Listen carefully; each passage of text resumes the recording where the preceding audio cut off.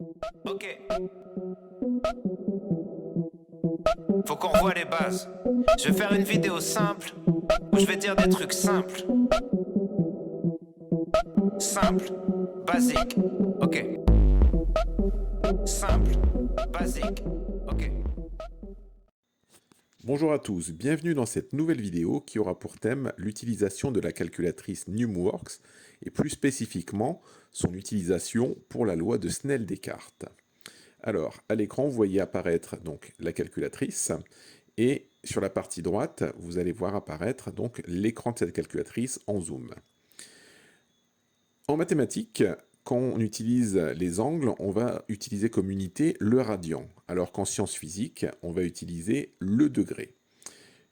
Ici, on voit que la calculatrice est réglée en radians. Ça ne va pas être très pratique pour nous en sciences physiques, il faut être capable de passer rapidement de l'un à l'autre. Alors pour ce faire, on descend un petit peu, on va dans l'onglet Paramètres, on appuie sur OK. On voit ici noté unité d'angle en radians, donc on appuie sur OK. Et on va sélectionner degré, OK. Et cette fois-ci, on voit donc que l'unité sélectionnée va donc bien être le degré. On va donc pouvoir l'utiliser pour les sciences physiques.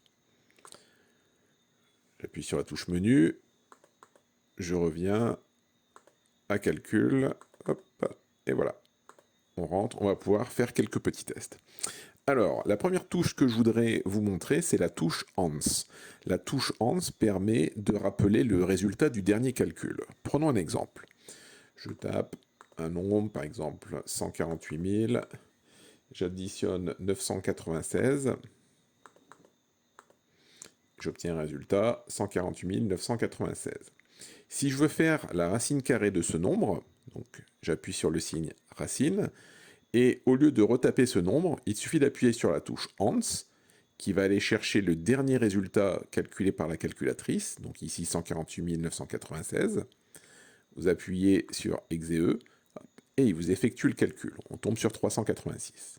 Donc, touche très pratique pour reprendre le résultat du dernier calcul obtenu. Alors, on va voir la fonction sinus et la fonction arcsinus. La fonction arcsinus, c'est la fonction inverse du sinus. Qu'est-ce que c'est une fonction inverse?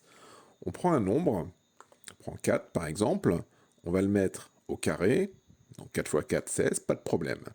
Si on le veut enlever le carré de ce résultat, on va utiliser la fonction inverse, on la connaît tous, c'est la fonction racine. Donc j'appuie sur racine, on va utiliser la fameuse touche ANS, racine de ANS, donc le dernier résultat enregistré par la calculatrice, hop, et on tombe sur 4. Donc la fonction racine, c'est la fonction inverse de la fonction carré, pas de problème. Alors, imaginez, on connaît le résultat d'un... On connaît le sinus d'un angle. Le sinus d'un angle, on va dire, il vaut par exemple 0,5. Donc 0,5, pas de problème. Et on voudrait retrouver cet angle à partir de son sinus. Pour ce faire, on va utiliser la fonction arcsinus. La fonction arcsinus, c'est la fonction inverse du sinus. Pour l'utiliser sur la Numworks, on appuie sur Shift, la touche orange. On voit ici que Shift apparaît, il est bien enclenché. Et on va appuyer sur Sinus pour faire apparaître l'arcsinus. Arcsinus de notre dernier résultat, on appuie sur EXE et il va nous donner 30. Donc si le sinus d'un angle vaut 0,5, en faisant arcsinus de 0,5, on va retrouver notre angle 30 degrés. On regarde si c'est bien ça. Sinus de 30, c'est bien 0,5. Prenons un exemple. Un rayon lumineux arrive à la surface d'un liquide avec un angle I1 de 30 degrés et ressort avec un angle I2 de 22 degrés. Calculer l'indice de ce liquide, on donne indice de l'air égale 1. On va faire un petit schéma. Donc on trace la surface du liquide, la normale à la surface du liquide, c'est-à-dire la perpendiculaire. Le rayon donc arrive avec un angle I1 de 30 degrés et ressort avec un angle I2 de 22 degrés. On nous donne l'indice de l'air N1 égale 1 et ce qu'on va chercher donc l'indice du liquide, N2, on ne le connaît pas. On va donc utiliser, bien entendu, la loi de Snell-Descartes pour la réfraction, N1 fois sinus I1 égale N2 fois sinus I2. Je cherche l'indice N2, je vais donc l'isoler. J'ai le sinus I2 qui me gêne. Il va passer en dessous de N1 fois sinus I1, ce qui nous donne N1 sinus I1 sur sinus I2 égale N2. Je remplace par les valeurs, ce qui me donne 1 pour N1.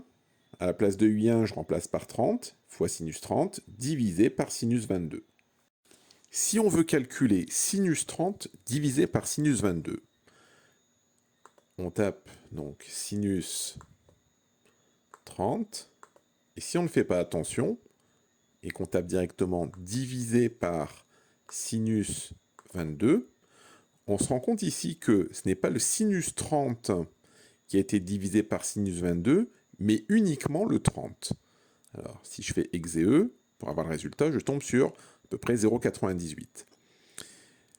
Le bon calcul à faire sur la NumWorks, c'est faire sinus 30, et là, on va sortir de la parenthèse. Pour sortir de la parenthèse, regardez, j'appuie sur la touche de droite, hop, voilà, je suis sorti de la parenthèse, divisé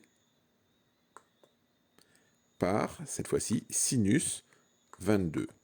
Et le fait d'être sorti de ma parenthèse, vous voyez que cette fois-ci, ce qui va être divisé par sinus 22, c'est bien l'ensemble du sinus 30, et non pas, comme dans le calcul précédent, uniquement la partie 30. Sinus 30 divisé par sinus 22, je tombe sur à peu près 1,33, et donc c'est bien l'indice de l'eau, comme on cherchait. Voilà, c'est terminé pour aujourd'hui. Je vous dis à bientôt pour une nouvelle vidéo.